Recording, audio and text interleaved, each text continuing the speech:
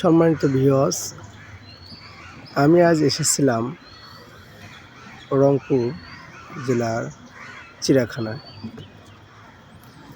এই গাধাটি ভিডিও করে দেওয়ার অর্থ হচ্ছে, আজ আমরা বাঙালি জাতি ঠিক এই গাধার মতোই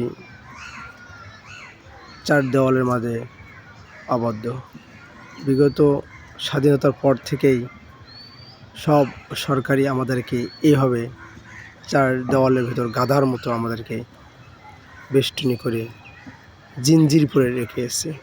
এই জিঞ্জির ভাঙার জন্য যারাই উঠে পড়ে লেগেছে তাদেরকেই ওসমান হাদির মতো নির্বিঘ্নে গুলি করে স্তব্ধ করে দেওয়া হয়েছে। তবে ইনশাআল্লাহ বাংলার আবহাওয়ার স্বাধীনতাকামী তরুণ যুবক